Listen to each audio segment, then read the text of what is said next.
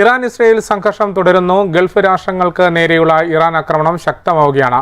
ബഹ്റൈനിൽ ഒരു മരണം രേഖപ്പെടുത്തി തിരിച്ചടിച്ച് ബഹ്റൈൻ.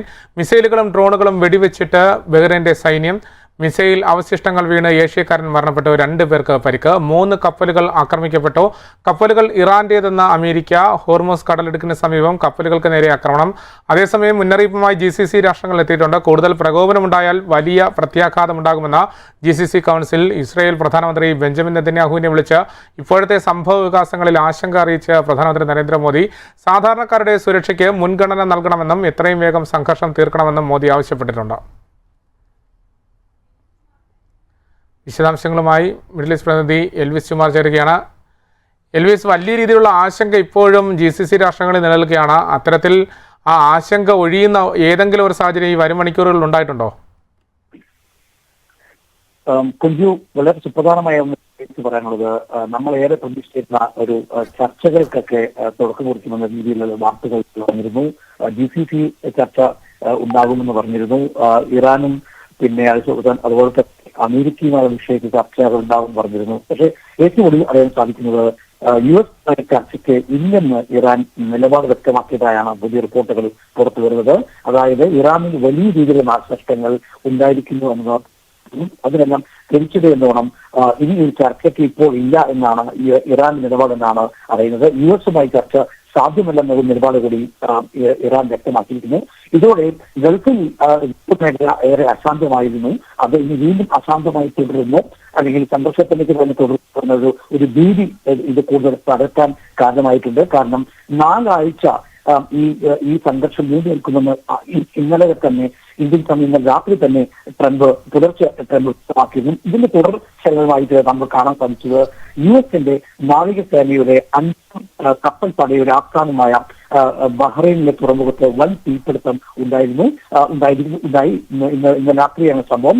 ബഹ്റൈനിലെ സൽമാൻ തുറമുഖത്തെ US നാവിക കേന്ദ്രത്തിലാണ് ഇറാൻ നടത്തിയ ഈ ആക്രമണത്തിൽ വൻ തീപിടുത്തം ഉണ്ടായത്. അതേസമയം ഇത് സംബന്ധിച്ച് മരണമൊന്നും പരിക്കൊന്നും ഇതുവരെ റിപ്പോർട്ട് ചെയ്തിട്ടില്ലെന്ന് എടുത്തു പറയേണ്ടിയിരിക്കുന്നു. അതേസമയം മറ്റു പ്രധാനപ്പെട്ട കാര്യം, ഇറാനെതിരെ ഒരു സംയുക്തമായ പ്രസ്താവന കൂടി രംഗത്തിറങ്ങിക്കൊണ്ട് ഇറാനെതിരെ അമേരിക്കയും സൗദി അറേബ്യയും ബഹ്റൈനും ജോർദാനും കുവൈറ്റും ഖത്തറും UAE ഉൾപ്പെടെ രാജ്യങ്ങൾ സംയുക്ത പ്രസ്താവന ഇറക്കിയിരിക്കുകയാണ്. എന്നാൽ പ്രത്യേകം എടുത്തു പറയുന്നത് ഗൾഫ് രാജ്യമായ ഒമാൻ ഇതിൽ പങ്കെടുത്തിട്ടില്ല, അല്ലെങ്കിൽ ഒമാന്റെ ഒരു നിലപാട് ഇതിൽ വ്യക്തമല്ല.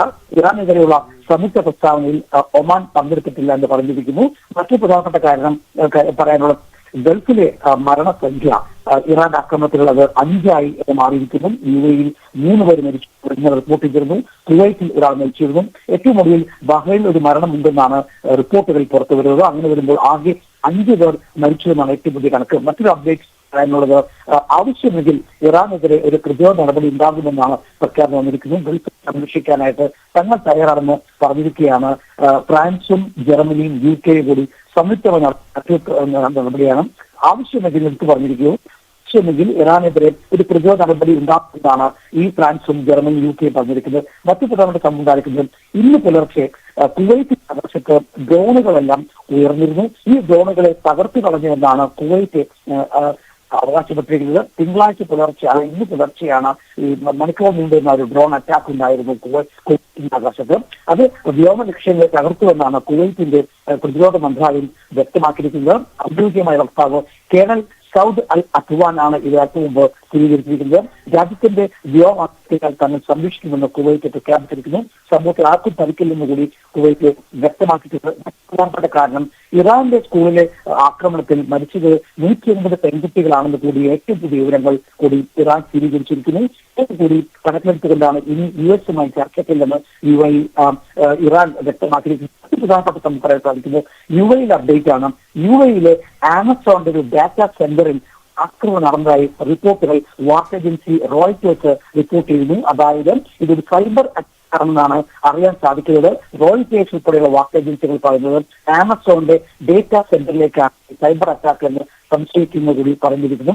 മറ്റു പ്രധാനപ്പെട്ട കാര്യം, UAE എല്ലാ സ്വകാര്യ മേഖല എല്ലാ ജോലികളും ഓഫീസ് ജോലിയെല്ലാം വർക്ക് ഫ്രം ഹോം ആണ് തുടരുന്നത്. സ്കൂളുകളെല്ലാം ഇന്ന് ഓഫ്ലൈനാണ്. അതായത് സ്കൂളുകളിലെ കുട്ടികൾക്ക് പോകേണ്ടതില്ല. അതേസമയം ഓൺലൈനായി പഠിക്കേണ്ടിയിരിക്കുന്നു. സ്റ്റോക്ക് മാർക്കറ്റ് അടച്ചിട്ടിരിക്കുകയാണ്. UAE 2 പ്രധാന സ്റ്റോക്ക് മാർക്കറ്റുകൾ അബുദാബി, ദുബായ് അടച്ചിട്ടിരിക്കുകയാണ്.